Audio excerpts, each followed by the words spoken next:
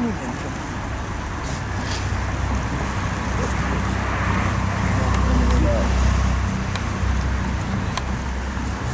roundel and a fairy song.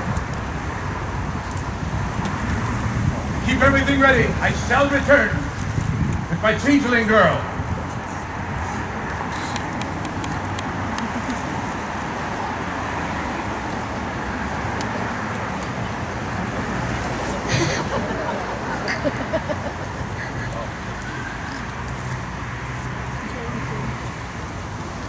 I beseech thee, gentle mortal, please watch over the changeling girl and keep her away from jealous Titania.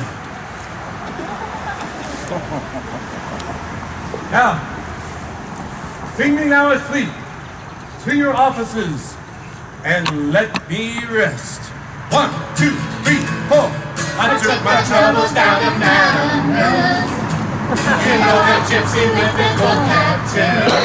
She's got a bag, got a 34th mind. 7 little bottles of love potion number 9. She bent down and turned around and gave me a ring. She said, "You wanna make it up right here in the sink. It smelled like turpentine and looked like avian ink." I held my nose, I closed my eyes, I took a drink. I didn't know if it was day or night. I started kissing everything inside. So when I kissed the top down, I really wasn't mine. You broke my little bottle of love potion number 9. Love potion number 9. Love potion number 9.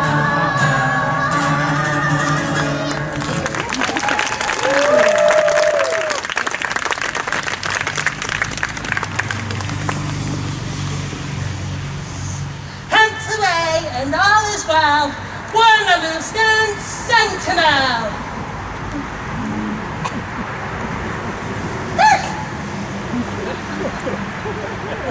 Thou seest when thou dost do it for thy true love, Kate. Love and language for her sake. Be it ounce or cat or bear, hog or boar with this pair. When thy ring, I that shall appear, and it will be thy dear. Wake when some vile thing is near.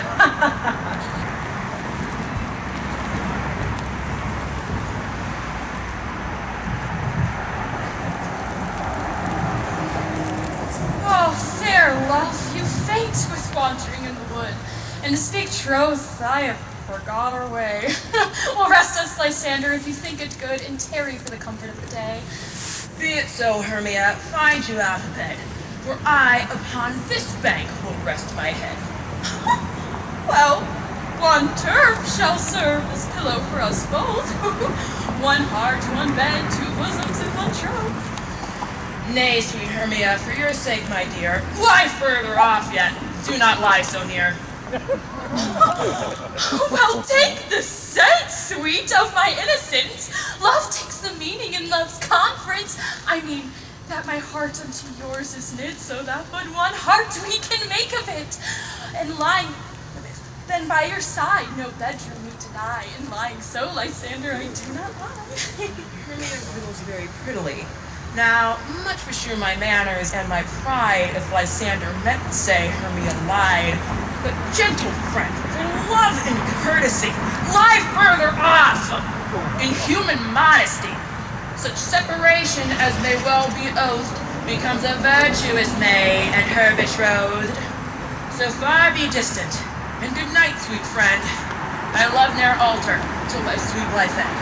Amen, amen, to that fair prayer say I, and life and I had loyalty. With half, Here is my bed, sleep give me all her rest. with half that wish, the wisher's eyes be pressed. We're sleeping!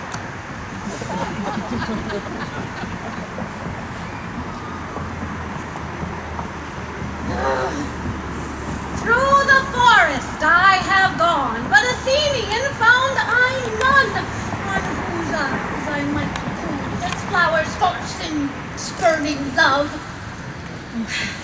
night and silence. Now, who is here? Queen of Athens doth she wear? This is she, my mistress said, despiseth the Athenian lad. And hear the fellow sleeping sound on the dainty, dirty ground.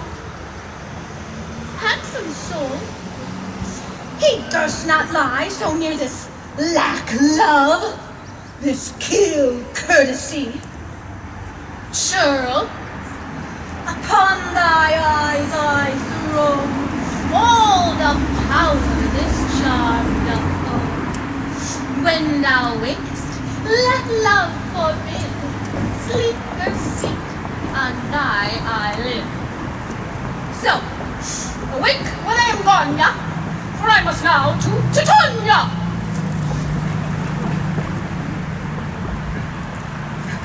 Stay, though thou wilt kill me, sweet Helena. I charge thee, hence do not haunt me thus. Oh, wilt thou darkly leave me? Do not so. Stay, on thy peril, I alone will go. I'm out of breath in this fond chase. But the more my prayer, the lesser of my grace. And happy as Lysander, wheresoe'er he lies, for he hath blessed and attractive eyes. How came his eyes so bright? Not through salt tears. No, if so, my eyes are oftener washed than his. No, I'm as ugly as a bear, for beasts that meet me run away for fear. Therefore no marvel though Helena may do, as a monster fly my presence thus. What wicked and disassembling glass of mine made me compare to Lysander's fiery eyne? But who is here? Hermia, on the ground. Dead or asleep? I see no blood, no wound. Hermia, if you live, lady, awake. Fire I will for thy sweet sake. Transparent Demetrius, nature's art, that though my bosom makes me see my heart. Where is Helena? Oh, how fit a word for such a vile name to perish on my sword. Do not say so, Hermia, say not so. What though she loved your Lysander, Lord, what though? If Lysander loves you still, then be content. Content with Lysander? No, I do revenge the tedious minutes with him I have spent. Not Lysander, you are the one I love, who will not change a raven for a dove.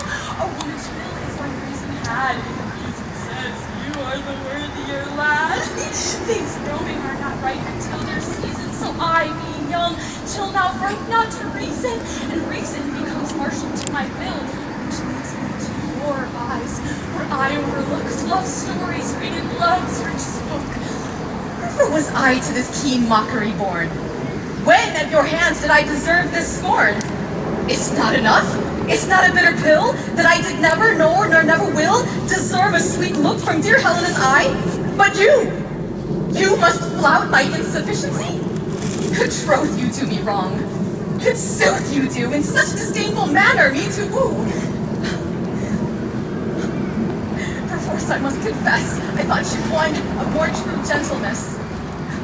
Oh, that a lord of one lady refused, should of another be abused. He sees not Lysander. Lysander sleep thou there. Never mayest so come Hermia near. For as a surfeit of the sweetest things, the deepest no thing to the stomach brings.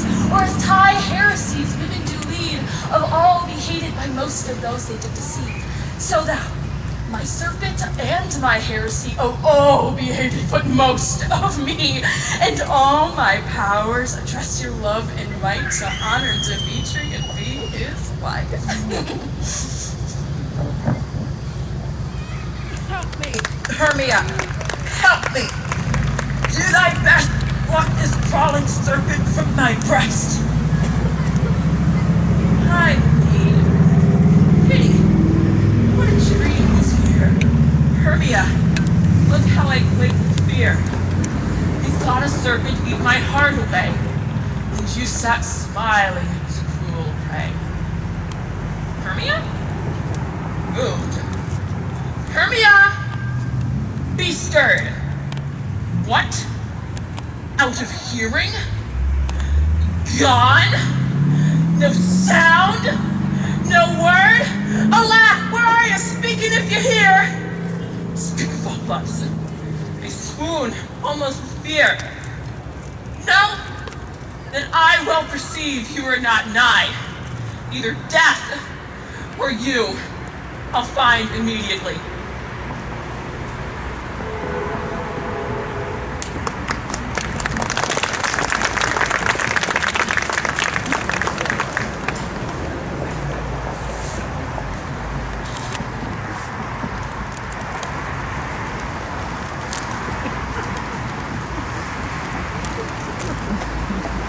Are we all met? Pat, and here's a marvelous, convenient spot for our rehearsal. The screen clock shall be our stage.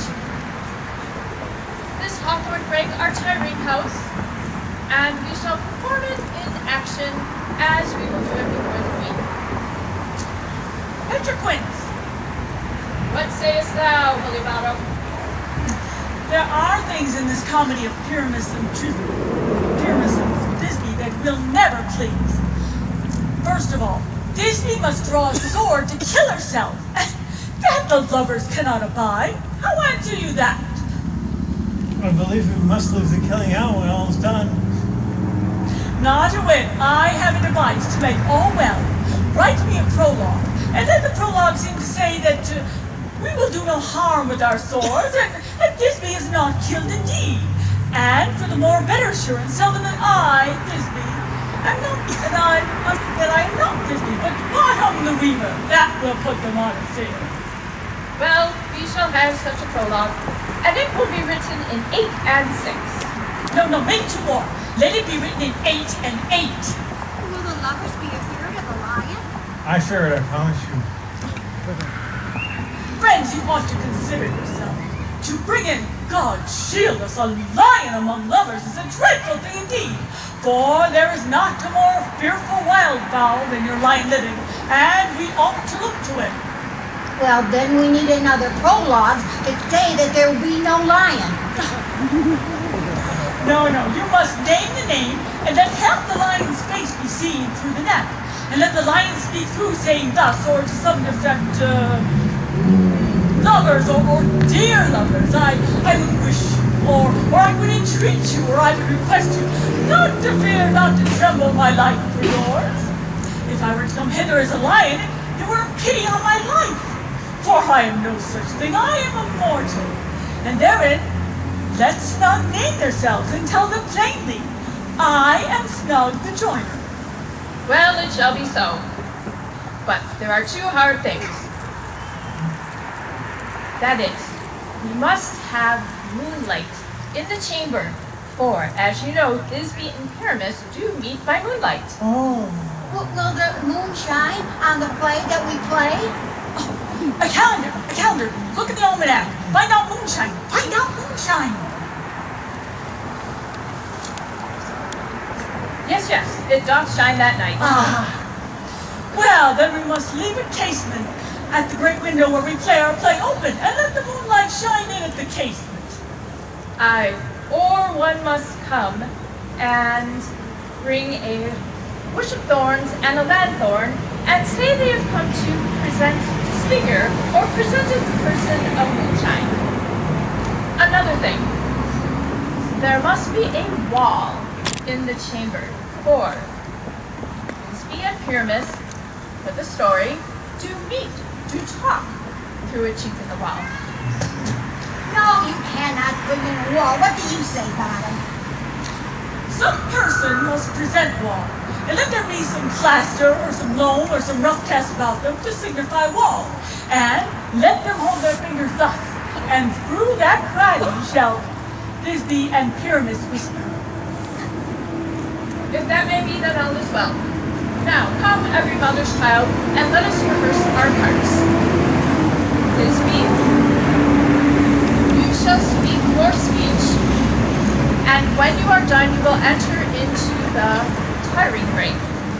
else according to their cue.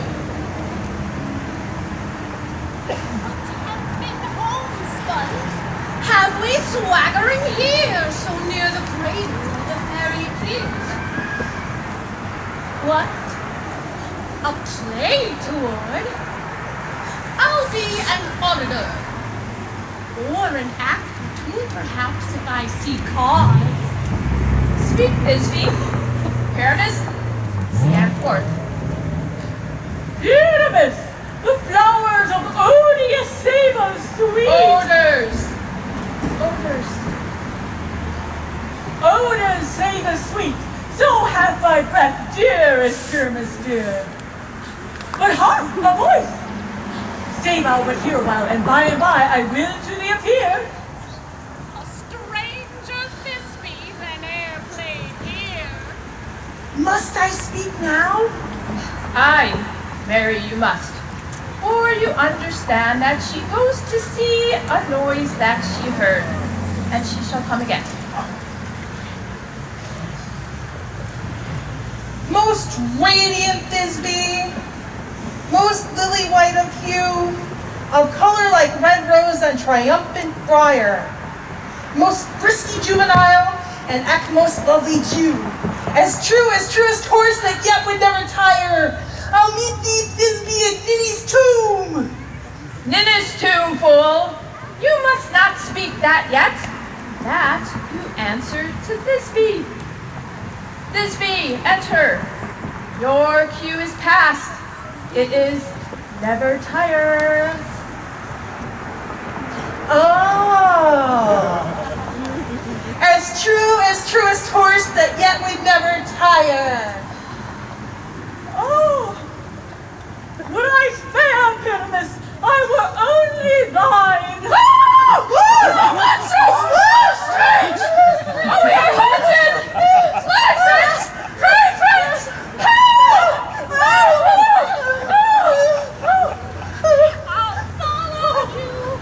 I'll lead you about and around. Through bog, through bush, through brakes, through briar. Sometime a horse I'll be, sometime a hound. Hog, ooh, a headless bear. Sometime a fire. And neigh, and bark, and grunt, and roar, and burn. Like horse, hound, hog, bear, fire, at every turn!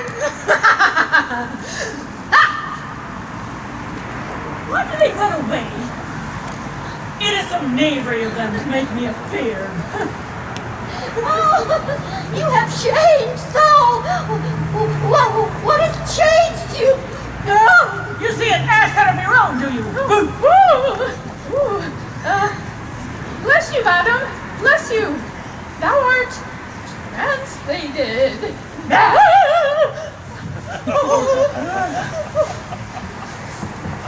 I see their knavery is to make an ass of me. To fright me if they could. But I will not stir from this place, do what they can. I will walk up and down, and I will sing, so that they shall see that I am not afraid. Oh. What angel awaits me from my flowery bed?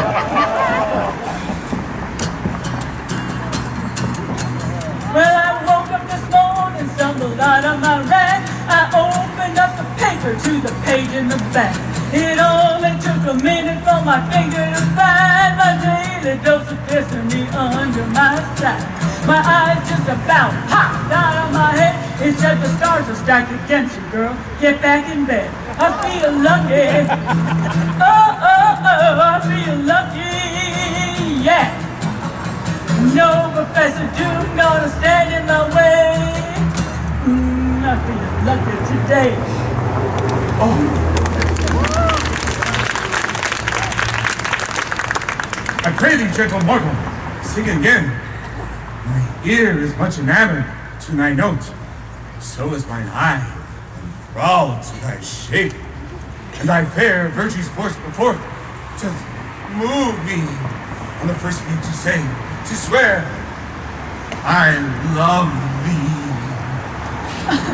Methinks, kind sir, you should have little reason for that, but To say the truth, love and reason keeps little company nowadays. Oh, More be it the thing that the good neighbors should make better friends of them. Nay, I can gleek upon occasion. thou art wise, as thou art beautiful. Not so neither. But if I had wit enough to get out of this wood, I have enough to serve my own turn. Out of this wood, do not desire to go. Thou shalt remain here, whether thou wilt or no. I am a spirit of no common rate. The summer still doth attend upon my state. I do love thee, therefore, go with me. I will give thee fairies to attend on thee. They shall fetch thee jewels from the deep, and sing while I press flowers to sleep. And I will purge thy mortal grossness so, that thou shalt like an airy spirit go. Peas blossom, cobweb, moth, and mustard seed.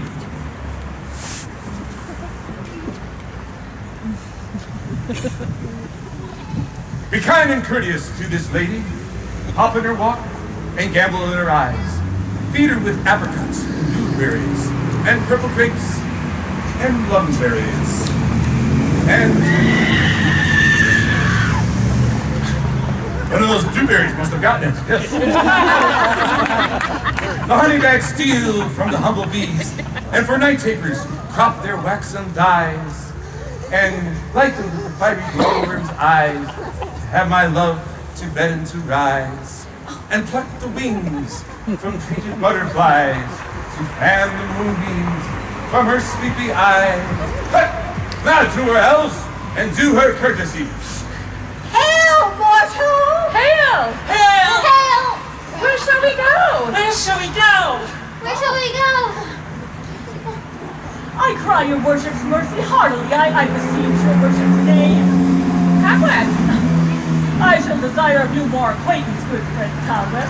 If I cut my finger, I shall make bold with you. Your name, honest fairy. Please pass him.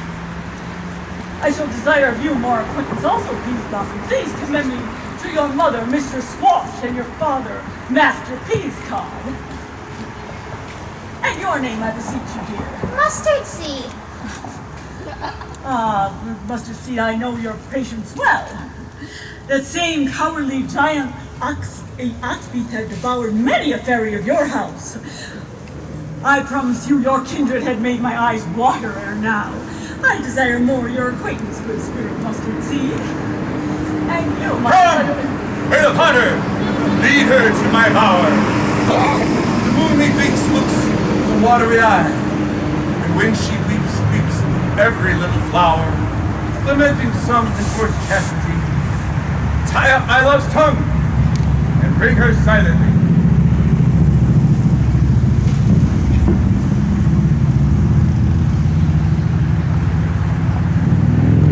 I wonder if Oberon be awake. What was the next thing that came into his eye, which he must dote on with extremity? Oh, I feel lucky today. Here comes my messenger. How now, mad spirit? What night rule about this haunted grove? My master with a monster is in love.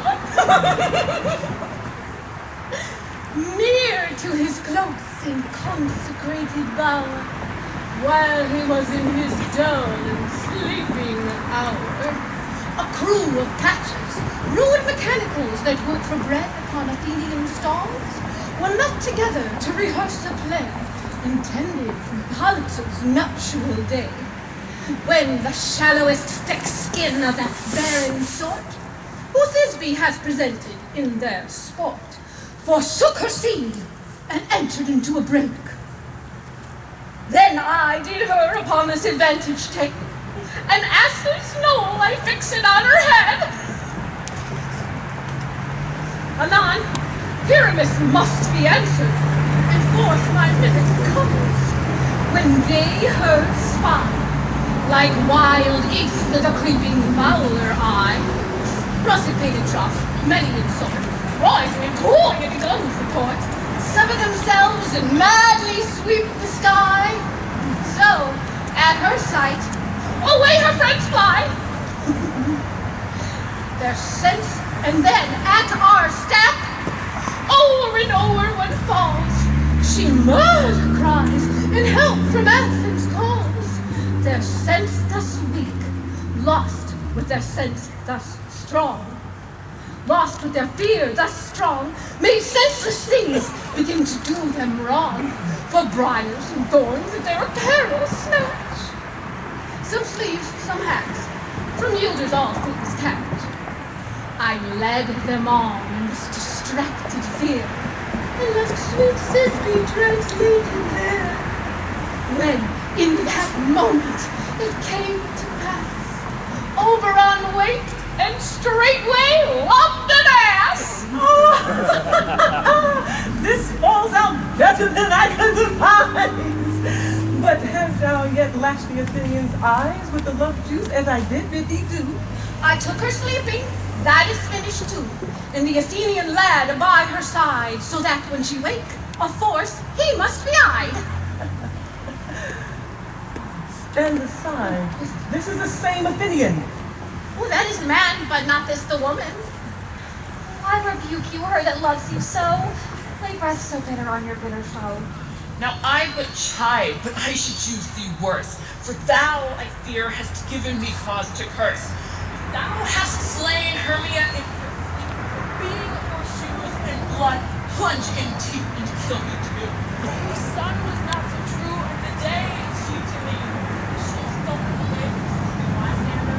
All the rain is soon, as all her and the moon is proved in this retreat. And so is the lead, her brother's new kind and tipping. Cannot be that thou hast murdered her. So should a murderer look, dead thou her. So should a murdered look, and so should I. Pierced through the heart with your stern cruelty, am I and you the murderer look as bright, as clear as Athenia in a woman's fear. What's this to my Hermia? Where is she? Ah, good Helena, wilt thou give her me? I will leave her carcass to my house. Out, dog! Out, cur! Drivest me past the bounds of Omar's patience. Hast thou slain her then? Henceforth, be never known among humans. Oh, once, tell true, even for my sake. Durst thou have looked upon her being awake? And hast thou killed her sleeping? Oh, brave touch! Could not a worm, an adder, do so much? An adder did it, for with a doubler tongue than thine, thou serpent, never an adder stung. You spend your passion on a misprized mood. I am not guilty of Hermia's blood. Nor is she dead, for aught that I can tell. I pray thee, tell me then that she is well. And what should I get therefore? A privilege never to see me more, and from thy hated presence part I so. See me no more, whether she be dead or no. There is no following him in this fierce vein, so here, therefore, for a while I will remain. So sorrow's heaviness doth heavier grow, for debt that bankrupt sleep doth sorrow owe, which now, in some slight measure, shall make some pay, for her tender here I make some stay. What hast thou done? Thou hast mistaken quite, and laid the love juice on some true love's sight. Of thy misprison must of course ensue. Some true love turn, not a false love turn true. Then fate overrules. Is it one soul holding troth? A million fail, confounding oath on oath. Go about the wind, swifter than the wind, and seek thou Demetrius of Athens. All fancy sick he is, and full of pale cheer, signs of love that cost blood here. By some illusion, thou bring him here, and I'll charm her eyes against he do appear. I go. See how they go. Swifter than the arrow from Diana's bow.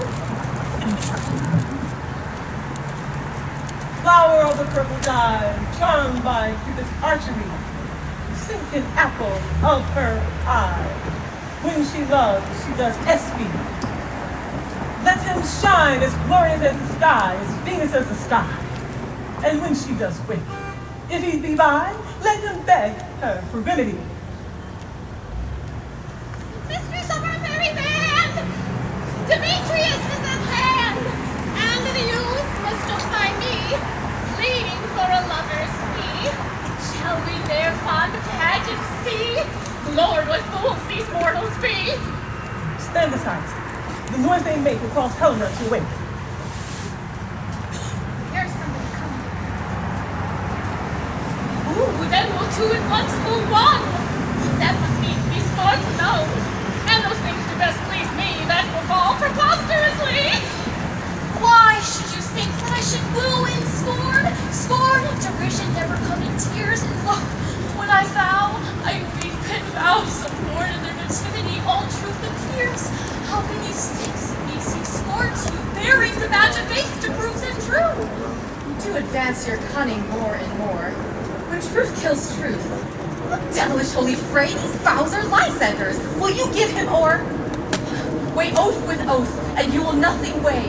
Your vows to him and me set in two scales will even weigh, and both be light as tails. I had no judgment, but to him I swore. Nor none in my mind, now you give him o'er. But Helena loves him, and she loves not you. Oh, Demetrius, godly, perfect, divine, to what my love shall I compare thine eye? Crystal is too mighty, oh how bright they show those lips, those kissing cherries doth tempting grow. That pure, congealed white high Taurus snow turns a crow when thou holdest up thy hand. Oh, let me kiss this prince of purest white, the seal of bliss. Oh, spite! Oh, hell! I see you all are bent to set against me for your merriment. If you were civil and knew courtesy, you would not do me thus much injury. Can you not hate me as I know you do? But you must join in souls to mock me too. If you were fair, as fair you are in show, you would not use a gentleman like so, to vow and swear and superpraise my parts when they are rivals and they love Lysander. And now both rivals to mock Demetrius. A trim exploit, a daring enterprise, to conjure tears up in a poor man's eyes. In their derision, none of noble sword would so extort a virgin just for their sport. You are unkind, Helena. Be not so, for you love Lysander. This you know, I know. And here, with all goodwill and with all my part in Lysander's love, I yield to my part. And to me, Demetrius, to me bequeath whom I do love and will do till my death. Hermia, keep thy Lysander, I will none. If e'er I loved him, that love is gone. My heart to him, but as guest-wise sojournest now to Trius, home returned, and there to remain. Trius, it is not so. Disparage not. The faith thou dost not know, lest to thy peril thou abide it, dear. Look, where thy love comes, yonder is thy dear. Dark night, that from the eye its function takes, the ear more quick of apprehension makes, wherein it doth impair the seeing sense, it pays the hearing double recompense. Thou art not by mine eye, Hermia, found, my ear, I think it, brought me to thy sound, but why unkindly didst thou leave me so? Why should she stay when love doth press to go? What love could press Hermia from my side? Hermia's love, who would not let her bide. Demetrius, who more in guilds tonight than all who fiery those eyes of light. Why seekest thou me? Cannot this make thee know the hate I bear thee made me think me so? Speak not as you think. Me? Oh, he is one of this confederacy. Now I perceive they've conjoined all three to fashion this false sport in spite of me. Injurious Lysander, ungrateful knave, have you conspired? Have you with these contrived to bait me in this foul derision? Oh, is all the counsel we two have shared, the brothers' vows, the hours we have spent, when we have chid the haste to put time in hurting us, is it all forgot? All school days friendship, childhood innocence, we, Lysander, like two artificial gods, with our chisel and hammer, have both created one wooden figure, both standing together, both warbling in one song, both in one key, as if our hands, sides, voices, and minds had been incorporate. And so we grow together like two double cherubim seeming parted, but in union and partition. Two sweet berries, with one heart, two of the curse like the poets and heralds me, do but to one and crowned with one crest. And will you rent our ancient love asunder to join with women in scorning your poor friend? It's not friendly, it's not gallantly, or sex as well as I may chide you for it, though I alone do feel the injury. I am amazed at your passionate words. I scorn you not. It seems you scorn me. Have you not set Hermia, as in scorn, to follow me and praise my eyes and face? And made your other love, Helena, who even but now did spurn me with her foot to call me godly, angel, divine and rare, precious, celestial. Wherefore she speaks this to whom she hates, and wherefore does Hermia deny your love so rich within her soul? Forsooth, tender the affection, but by your setting on, by your consent. Fare ye well. 'Tis partly my own fault, which death or absence soon shall remedy. Oh, well, stay, sweet Demetrius. Hear my excuse, my love, my life, my fair Demetrius. Oh, excellent! Sweet, do not scorn him so. If he cannot entreat, I can compel. Oh, well, thou canst compel no more than he entreat, and thy threats have no more strength than his sweet prayers. Demetrius, I love thee by my life, I do, and I swear by that which I will lose for thee to prove her false and says I love thee not. And I say I can love thee more than she can do. Well, if thou say so, withdraw and prove it too. Quick, come! Hermia, where to attend all this? Oh, away, you ignoble cad. No, she'll seem to break loose. Take on as you would follow, but let come not our entertaining soul go. Oh, well, hang off! Thou cat, thou burr, vile thing, let loose! For I will shake thee from me like a serpent. Why are you grown so rude? What change is this, sweet love? Die, love, out, you hated pest, out! Out, loathed medicine, hated potion, hence! Do you not jest? Yes, sooth, and so do you. Helena, I will keep my word. I would I had your bond, for I perceive a weak bond holds me. I'll not trust your word. Well, what? Shall I hurt him, strike him, kill him dead? Though I hate him, I'll not harm him so. What can you do me greater harm than hate? Hate me? Wherefore? Oh me! What news, my love? Am not I Lysander? Are not you Hermia? I am as fair now as I was erewhile. Since night you loved me, yet since night you left me. Why did you left me? Oh, the gods forbid! In earnest shall I say, I, by my life, never did desire to see thee more. Therefore, be out of hope, question of doubt. Be certain, nothing truer, 'tis no jest. I do hate thee and love Demetrius. oh me, you juggler! You canker blossom! You thief of love! What, have you come by night and stolen my love's heart from her? Fine, faith. Have you no modesty? No lordly shame? No touch of bashfulness? What, would you tear impatient answers from my gentle tongue? Fie, you counterfeit! You puppet, you! Puppet? Why so?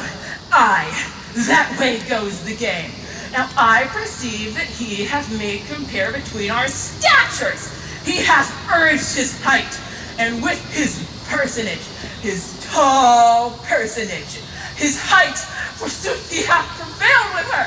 Are you grown so high in her esteem, because I am so dwarfish and so low? How low am I, thou painted maypole? Speak, how low am I? I am not yet so low but that my nails can reach unto thine eyes. I pray you, though you mock me, fair ones, let him not hurt me. I was never cursed. I have no gift at all in shrewishness. I have a right thing for my cowardice. Let him not strike me. You perhaps may think because he is something lower than myself that I can match him. Lower, hark again. Lysander, do not be so bitter with me. I ever more loved you, Lysander. Did ever keep your counsel? Never wronged you? Say that. In love to Helena, I told her of yourself into this wood. She followed you. For love, I followed her. But she hath chid me hence, and threatened me to strike me, spurn me, nay, to kill me too. And so, now you let me go to quiet Athens. Go, and bear my folly back. I'll follow you no further. Let me go. Why? You see how simple and how fond I am. Why get you gone? Who is that hinders you? The foolish heart that I leave here behind. What? With Hermia? With Helena. Be not afraid, he'll not harm thee, Demetrius. No, ma'am, he shall not, though you'll take his part. Aye, when he is angry, he is keen and shrewd. He was a bastard when he went to school, and though he be but little, he is fierce. Little again, nothing but low and little. Why will you suffer him to flout me thus? Let me come to him. Oh, get you gone, you dwarf! You minimus of hindering not grass maid! You bead! You acorn! You are too officious on his behalf that scorns your services. Let him go. Speak not of Demetrius, and take not his part, for if thou dost intend to show so little love to him, then thou shalt abide it. What? Now he holds me not? Now follow, if thou darest, to try whose right of thine or mine is most in Demetrius. Follow, nay, I'll go with thee, cheek by jowl. You sorcerer! All this coil is lying of you! Nay, go not back! I will not trust you! I nor curse stay in your cursed company! Your hands, though than mine, are quicker for a fray, but my legs are longer, though, to run away! I am amazed. Know not what to say.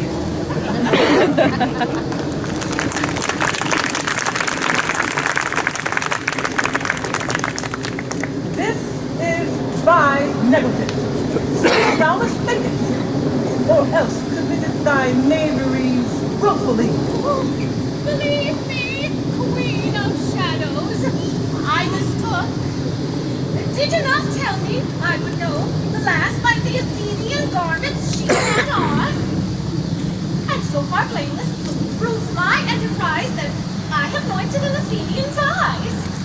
And so far, my delight in so good sort, as this thou jangling I esteem a sport.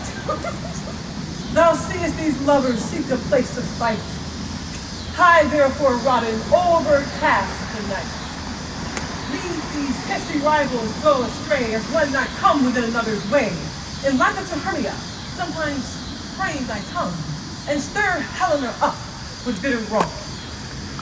Till over their brows death counterfeit and sleep, with leading legs and batty wings doth creep.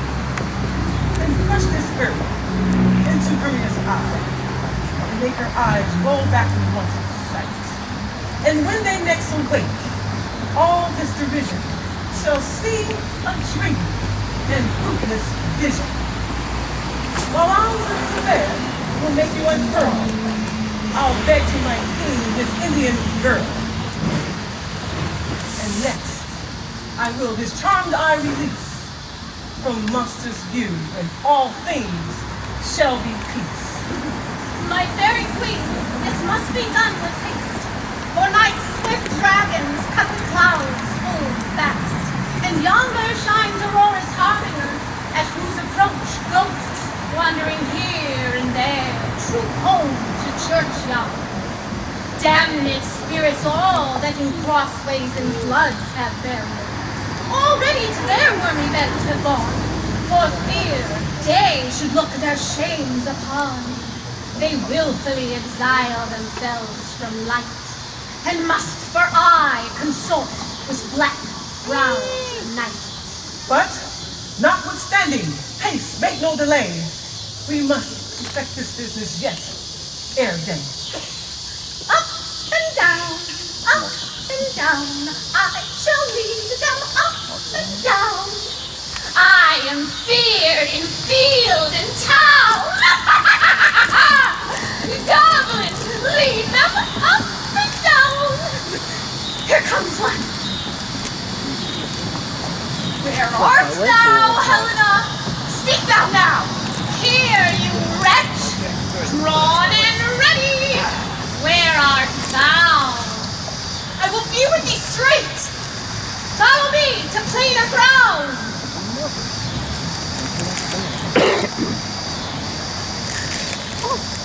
Hermia, where art thou? Speak again, thou coward, thou runaway. Art thou fled? Speak in some bush, where dost thou hide thy head? Thou coward, art thou bragging to the stars, telling the bushes that thou lookest for wars, yet wilt not come? Come, recreant, come, thou child, I'll whip thee with a rod. She is defiled who draws a sword on thee. Staff, art thou there? Come hither, I am here!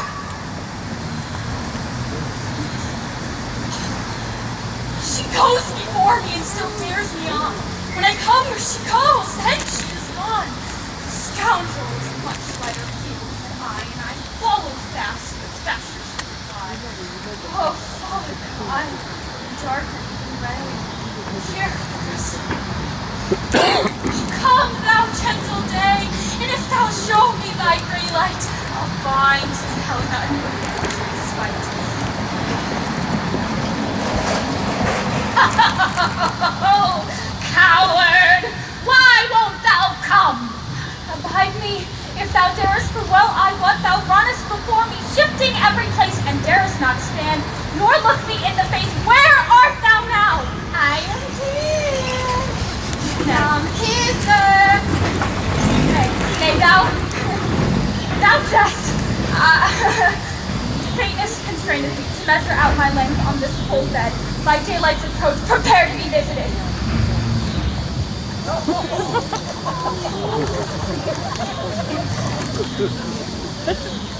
Weary nights, long and tedious nights, make my hour.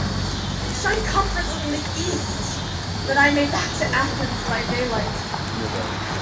And from these that my poor company detest, and sleep, but sometimes shuts up sorrow's eyes, shameful while from mine own company.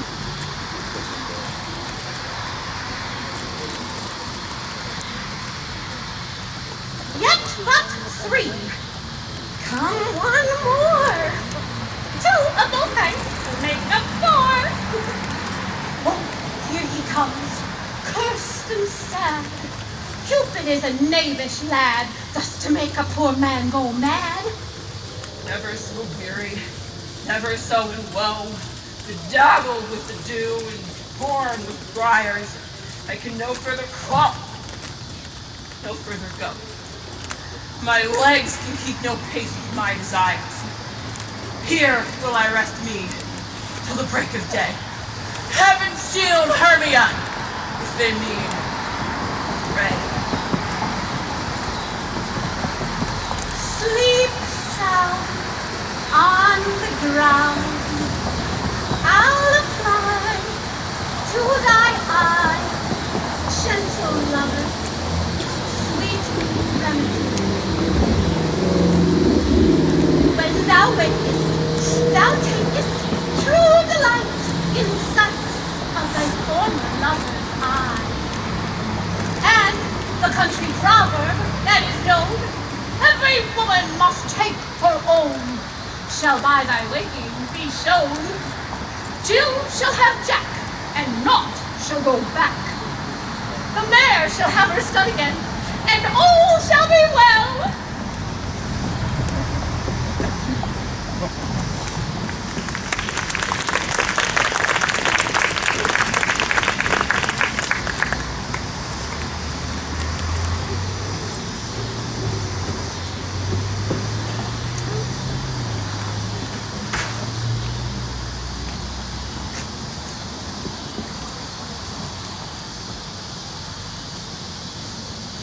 Come, sit thee down upon this flowery bed, or I thy amiable cheeks to coy, and stick most roses on thy sleek smooth head, and kiss thy fair large cheek. My gentle joy. Where's Peace Blossom? Here. Scratch my head, Peace Blossom. Where's good friend Cobweb? Betty!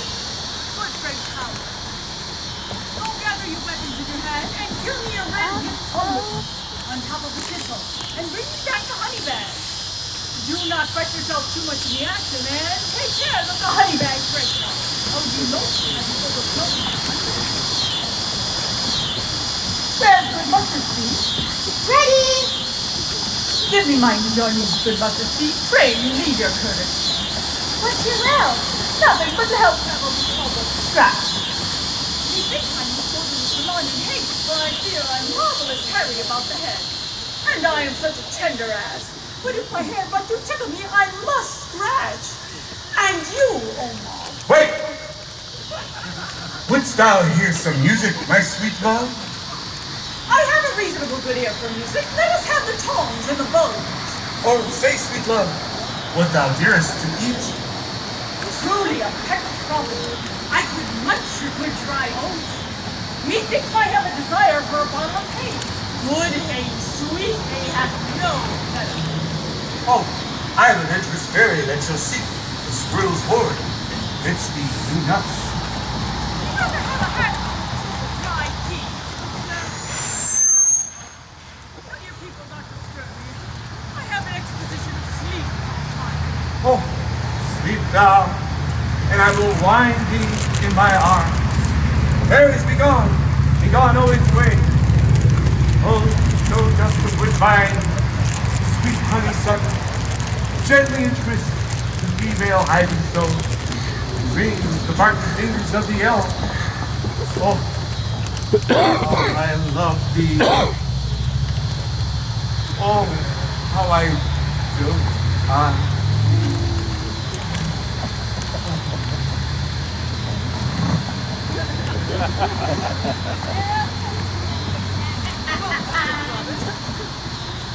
Seest thou his sweet silence?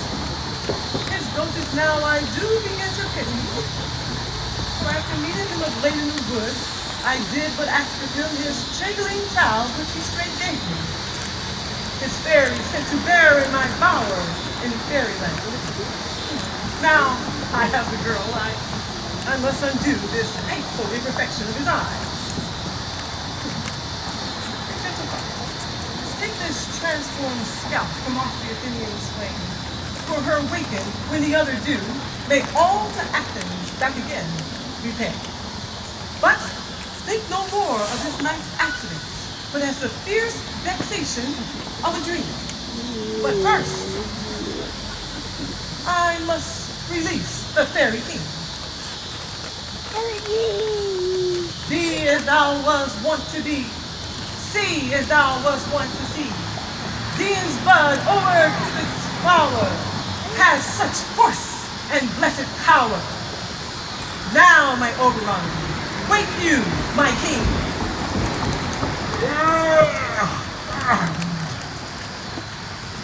Right to Tanya.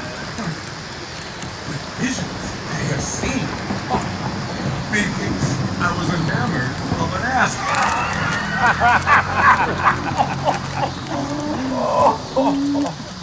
There lies your love. How came these things to pass? Oh, how my eyes do load. This is happening. Silence a while. Robin, take off this head. Oberon, music hall, and strike more dead than common sleep of all the five descents. Music ho! Music as in charmeth sleep. Now, when thou wakest, with thine own fool's eyes peep. Come, my king, take hands with me. Thou and now are new in amity. And tomorrow midnight solemnly will dance for Queen Hippolyta happily. And blessed to all fair prosperity. And the faithful pairs of lovers will be wedded with Hippolyta, all in jollity. Fair queen, attend and mark, for I do hear the morning lark. Then next, my king, silent sad, tripping after the night's shade. We, the glow, can compass soon, swifter than the wandering moon. Come, my queen, and in our flight, tell me how it came this night. That I, sleeping here, was found with these mortals on the ground.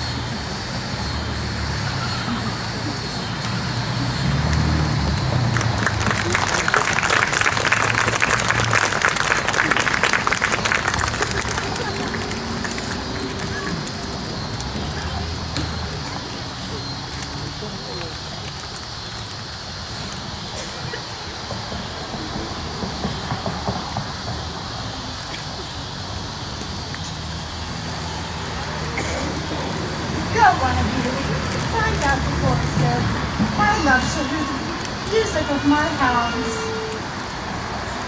My hounds are bred of the orderly kind, slow in pursuit, dashed in mouth like bells. But soft, what nymphs are these? My lord, this is my dear son, here asleep.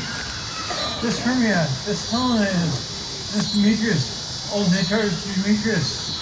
I wonder if they're being here together. No doubt they rose early to observe the rite of May. But speak, Eugenia, is today not the day that Lysander should seek answer of his choice? It is, my queen. Break them with your horns.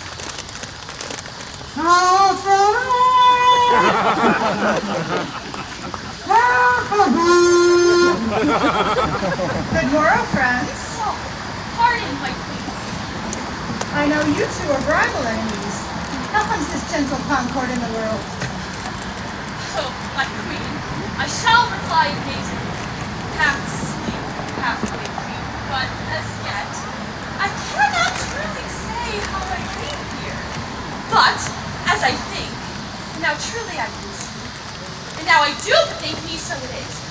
I came with Lysander hither, and our intent was to be gone from Athens, where we might, without the peril of the law, be able to get married without Eugenia's consent. Enough. Lady, you've heard enough. Your time is run by.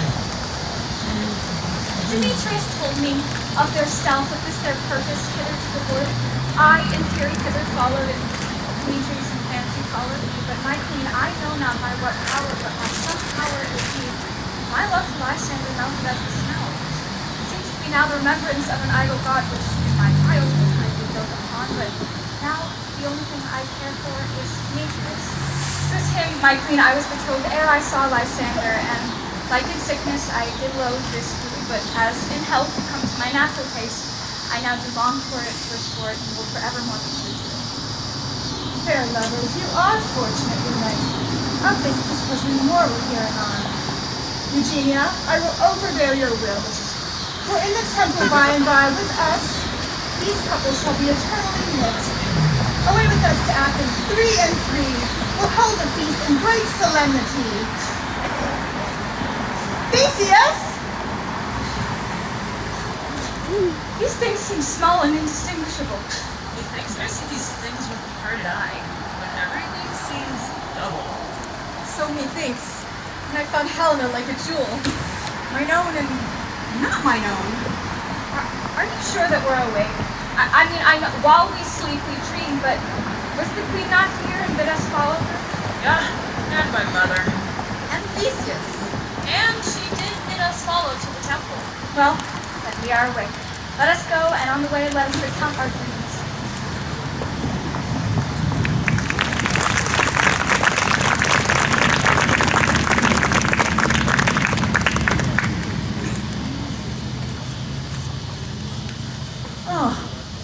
Call me when my next cue comes and I will answer. My next is most fair Thisbe. Hi. Oh.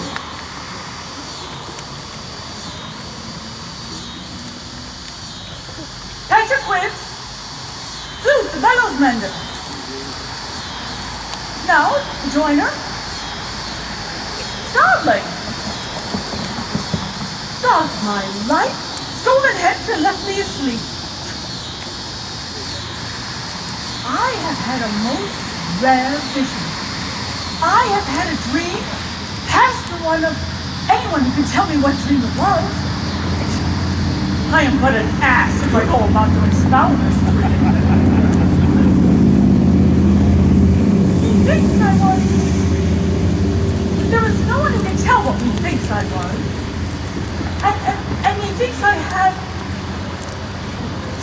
I'm but a past fool if I venture to say what methinks I had. Mine eyes cannot hear, my ears cannot see, my hands unable to taste, my tongue unable to conceive, nor my heart to report what my dream was. I will have Petra Quince write a ballad of the dream, and it shall be called Bottom Dream because it hath no bottom. And I will sing it before the queen at the latter end of our play. No, her adventure, to make it the more gracious, I shall sing it at her death.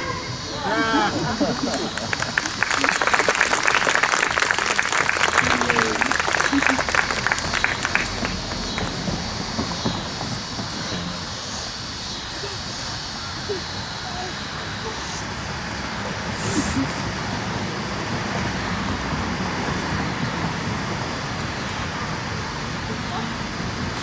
you been to Robin's house?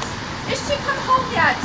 Does she come not? The play is marred. It goes not forward, doth it? It is not possible. She is the only woman at Athens who can discharge Thisbe. No, she is simply the best wit of any handicraft lass in Athens. Yea, and the best person too, and a very sweet paramour for a sweet voice. You must say paragon. A paramour, God bless us, is a thing of naught. Dear friends, the queen comes from the temple with 2 or 3 ladies, and lords more merry. Their sport had gone, we did all have been made. Oh, sweet bully bottom! Thou says she lost 6 pence a day. She could have not escaped 6 pence a day, and the queen not give her 6 pence a day for playing Thisbe. I'll be hanged. Oh, she would have deserved it. 6 pence a day for Thisbe or nothing.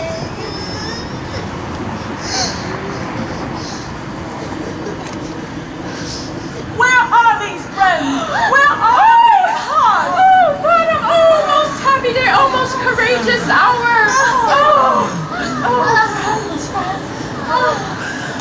Friends, I am to discourse wonders, but ask me not. For if I tell you I am no true Athenian, I will tell you everything right as it fell out. Let us hear, sweet madam. Not a word of me. All I will tell you is the queen hath dined. Get your apparel ready. New strings to your shoes, new ribbons to your hair. Everyone look over their part. Let us meet presently in the palace. For the long and short of it is, our play is preferred. In any case, queens, let's have fresh linen. And let not her that plays the lion pare her nails, for they are to hang out as lion's claws. And, dear actors, eat no onions or garlic, for we are to utter sweet breath. And I do not doubt but to hear them say it is a sweet comedy. No more words. Away, away!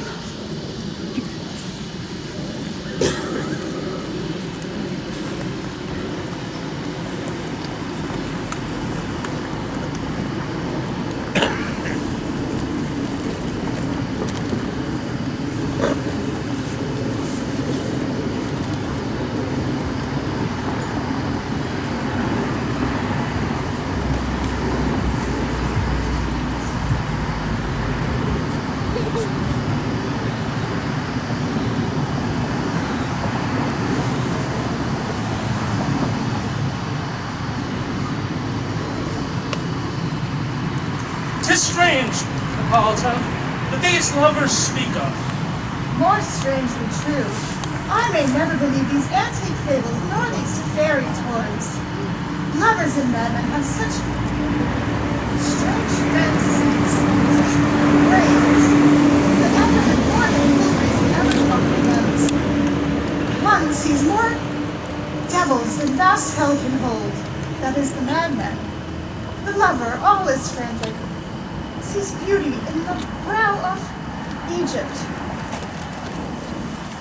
Such things strong imagination take, that when fearing to fear, how easy is a wish supposed to bear.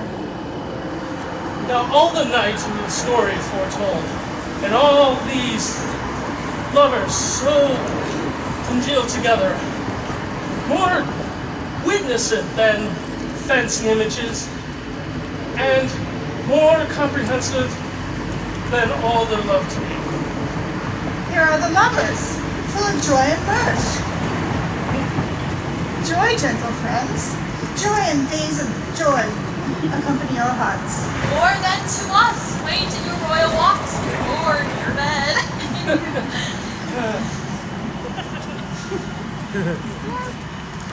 Illustrate? Here, my queen. Say, what amusement have you? What mass? What music? What shall we do to abide the lazy time of this evening? A brief there is, my queen. On what sporting events are right. Make choice of what your highness will see first.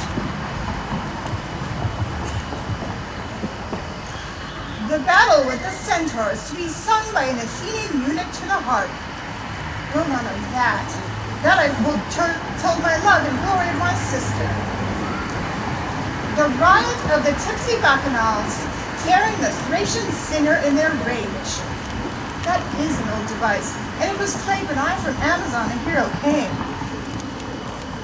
The thrice three muses, mourning for the death of learning, late deceased in beggary.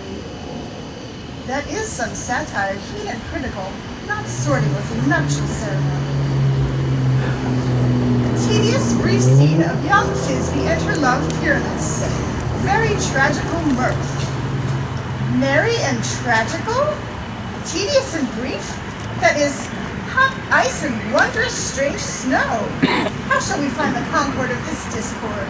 A play there is, my queens, 10 words long. But by 10 words, it is too long. For there's not one word apt, one player fitted, and tragical it is too, my lady queen, because in the end, Thisbe doth kill herself.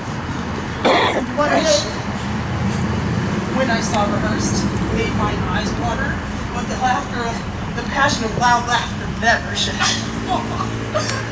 And what are they that do play it? Mere commoners here in Athens, who have never labored in their minds until now, and have unearthed their memories for this play against your nuptials. And we will hear it. No! No, my queen, it is not for you.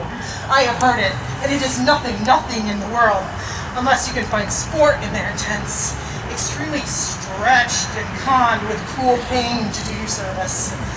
We will hear that play, for nothing that is given with simpleness and duty may go amiss. Take your places, friends. I do not wish to see duty overcharged, but she says they cannot do anything of this kind. Gentle sweet, we shall see no such thing. But she said they cannot do it. Gentle sweet, when simpleness and duty can do something, love, therefore, is the best. Approach.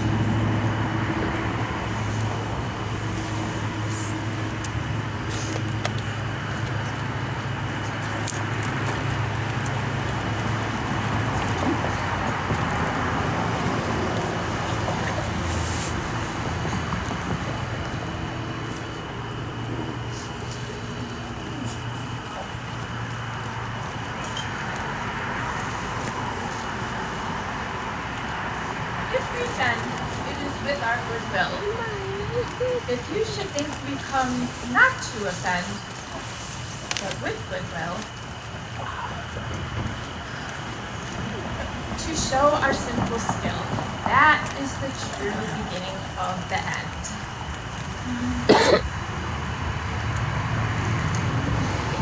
Consider that we come to despite you. We do not come in minding to test you. But our true intent is all for your delight. We are not here that you should here repent you. The actors are at hand, and by their show, you shall know all that you are like to know. She hath rid her prologue like a rough colt. She knows not to stop. It is good moral, my queen. Not enough to speak, but to speak. Indeed, she had spoke like a child on her prologue. A sound, not in government. Her speech was like a tangled chain, nothing impaired but all disordered. Who is next?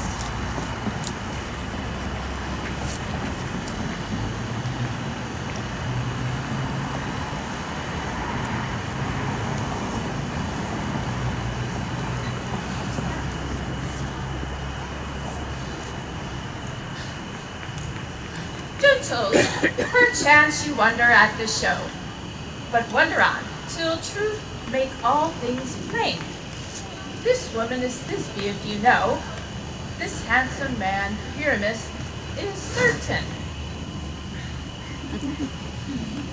This one, with lime and rough cast, do present wrong. that vile wall which did these lovers sunder, and through wall's chink, poor souls, they are content to whisper. After which let no one wonder, this one with lanthorn, bush, and dog presented moonshine, for if you will know, by moonshine did these lovers think no scorn to meet at Ninnis' tomb. There to woo. This grisly beast, which lion hight by name, did scare away, or rather did affright, and as he fled, his woolen cloak did fall, which lion vile with bloody mouth did sting.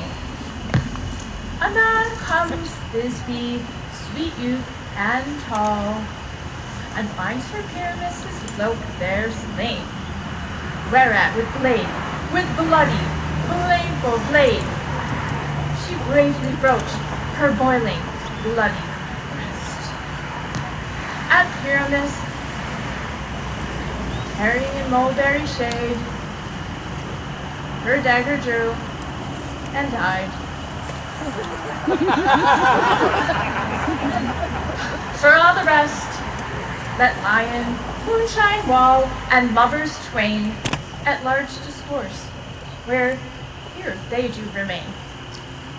I wonder if the lion would speak. Oh, no wonder, my queen, one lion day when many asses do.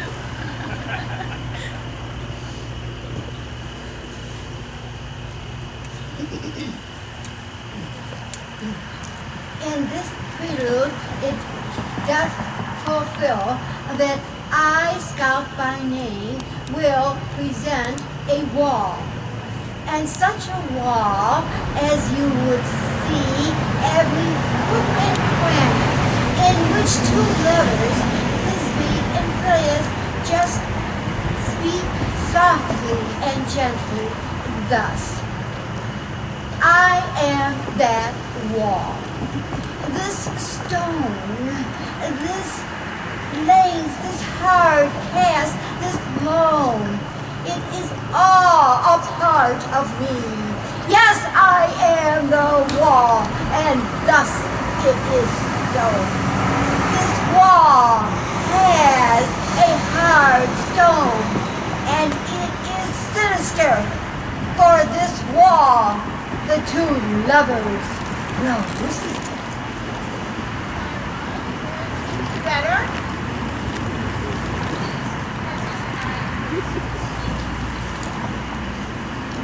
Draw through the wall. Silence!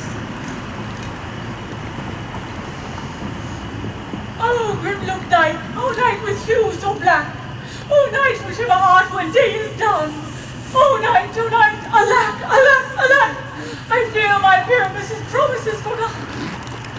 And thou, O wall, O sweet and lovely wall, that stand between his mother's ground and mine, O wall, O sweet, O lovely wall, show me thy cheek to break through with mine eye. Thanks, courteous wall, Jove shield thee well for this. What's the eye? No Pyramus I see. Oh, wicked wall, for whom I see no bliss, cursed be thy stones for thus deceiving me.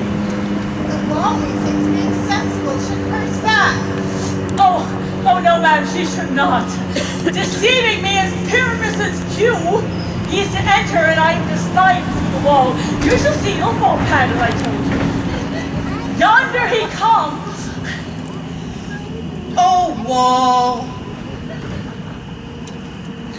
Often hast thou heard my words, for parting my fair Thisbe and me. These ruby lips have often kissed thy stones with hair and wine knit up in thee. I see a voice. Now I will to the cheek and spy, and I can hear my Pyramus' face. Pyramus! My love, thou art my love, I think. Think what thou will. I am thy lover's grace, and like Aphrodite, I am trusty still. Like Paris of Troy, the fates me kill. Not Procreus to Cephalus was so true. As Procleus to Cephalus, I to you. Oh, kiss me through the hole of this vile wall. I kiss the wall's hole, not your lips at all. Wilt thou meet me at Ninny's tomb straight away? Tide life, tide death, I come without delay. Thus I, the wall, my task has been discharged, so. Thus I, the wall, will now away go.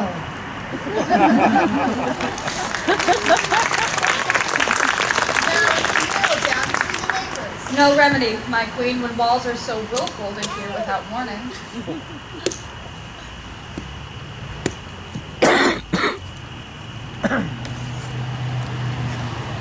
This is the silliest stuff that ever I saw. The best of this kind are but shadows, and the worst are no worse than if imagination amend them. Must be your imagination, and not theirs. If we imagine no worse of them than they of themselves, then they may pass for excellent. Here comes your noble beast, woman, and the lion.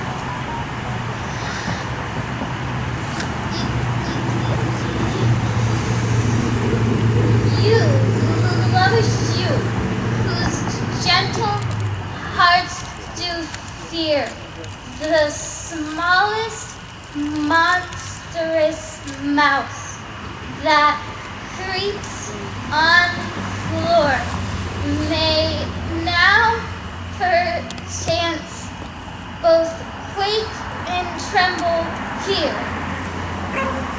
For when lion, wild and rough doth roar, know that I, once snug the joiner, am a lion fell, nor else a lion's dam. For if I in strife come into this place, 'twere pity on my life. A very gentle beast, of a good conscience. The very best at a beast if e'er I saw, my queen. This lion is a very fox. True, and a goose for her discretion. No, not so, my queen, for the fox carries the goose. Her discretion, I'm sure, cannot carry with valor, for the goose carries not the fox. It is well. Leave it to her discretion, and let us listen to her. This lanthorn doth the horn moon She present. should have worn the horns on her head. She's no crescent, and her horns are invisible within the circumference. This lanthorn the horn moon presents. I, the woman in the moon. This is the greatest error of them all. The woman should be put in the lanthorn. How else is the woman in the moon? She dare not come here for the candle, for you see it is already in snuff. Oh, I grow weary of this moon. Would she would change. It appears by her small light of discretion that she is in the waning. But yet, in courtesy and all reason, we must stay the time. Proceed, moon. All I have to say is, this lanthorn the horn of the moon doth present. I, the woman in the moon. This dog, my dog. These brambles, my brambles. All of these should be in the moon, for she is the moon. Oh, silence, here comes Pyramus. This is Ninny's tomb. Where is my love?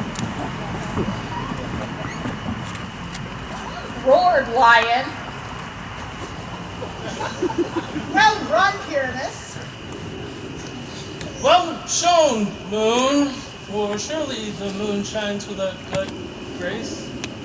Well, mouse lion. And so the lion vanished. And then came Thisbe. Sweet moon, I thank thee for thy sunny beams. I thank thee, moon, for shining now so bright.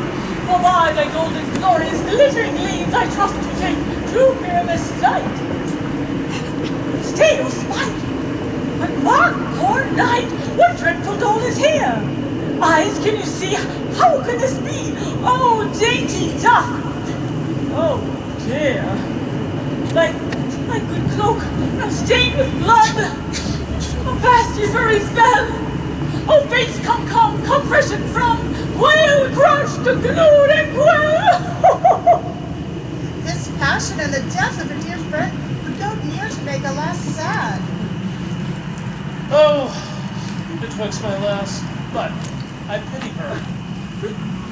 Oh, nature, wherefore didst thou lion's frame? For lion vile hath thus deflowered, my dear, that is, no, which one? The fairest swain, which lives, which laughs, which loves, which look with cheer. Oh, tears confound, out sword and wound the path of Thisbe dear. I that left path, where heart doth hop. Oh, thus die I, thus. Now I am dead. Now I am fled. My soul is in the sky. Come lose thy light. Oh, and take thy flight. Now die. No, die with an ace, my queen, for she has but one. Oh, less than an ace, lass. She's dead. She's nothing. With the help of a surgeon, she might get a recover and prove an ass.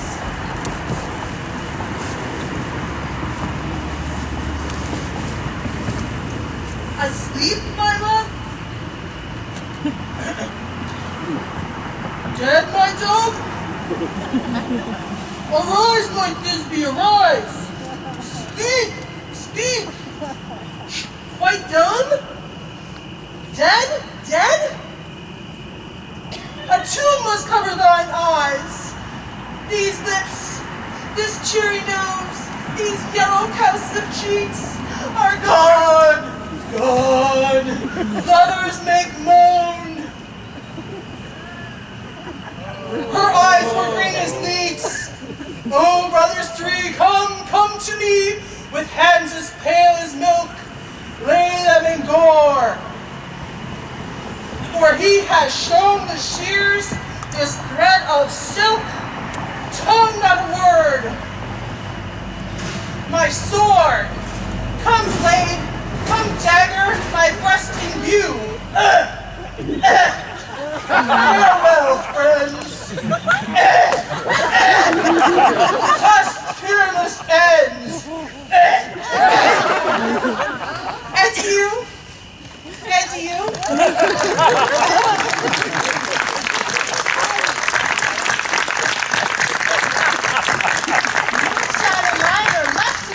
Dead. I and Wall too. Oh, now, ma'am, I assure you, the wall is down that part of their fathers. Would you like to hear an epilogue? No, please no. Or a burgomask between two of our company. No epilogue, I pray you, for your play needs no excuse. Never excuse, for when the players are all dead, there needs none to be blamed. Mary, she that really played Thisbe and hanged herself in Pyramus Barter, it would have been a fine tragedy. And so it is truly and notably discharged. But come, your burgomask, let your epilogue alone.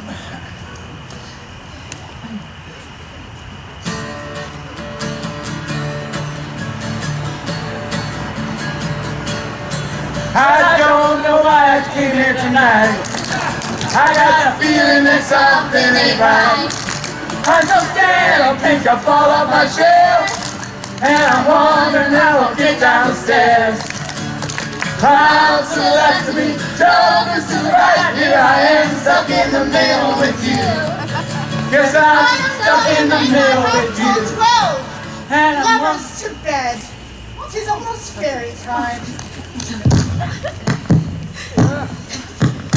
Just palpable gross play hath well beguiled the heavy gait of night. Gentle friends to bed.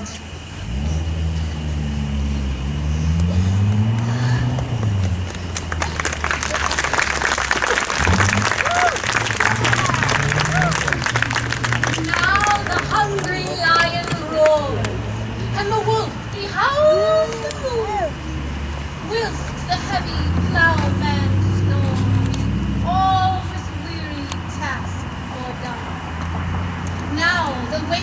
brands do glow, and the screech owl, screeching loud, puts the wretch that lies in woe in remembrance of a shroud.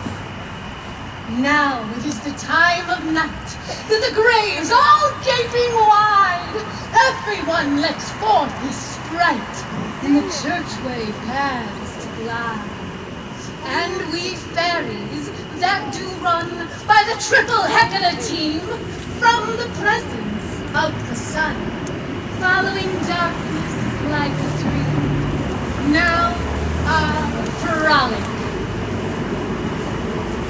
Not a mouse shall disturb this hallowed house. I am sent with broom before to sweep the dust behind the door.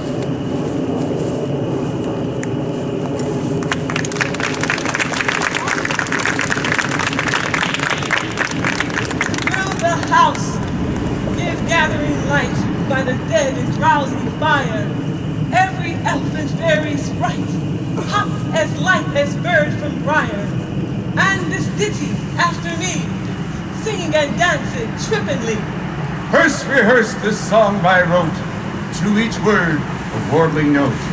Hand in hand with fairy grace, will we sing and bless this place. Now until the break of day, through this house each fairy stray, to the best bride bed will we, which by us shall blessed be.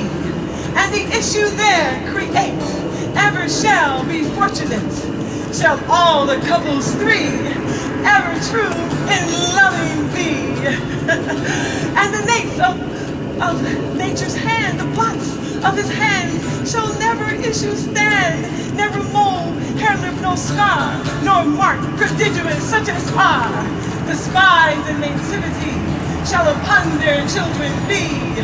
With this still do consecrate, every fairy take thy gate, and each several chamber blessed through this palace with sweet peace, and the owner of it blessed, ever true in safety rest. Trip away, make no stay, meet me all by the break of day.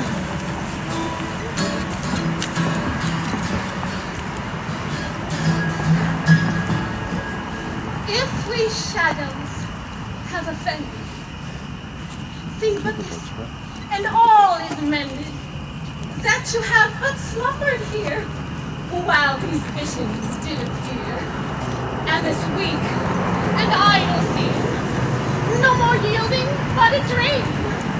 Gentle, do not reprehend. If you pardon, we will mend. And as I am an honest pup, if we have unearned luck, now to escape the serpent's tongue, we will make amends ere long, else the puck a liar call. So, good night unto you all. Give me your hands if we be friends, and Robin shall restore amends.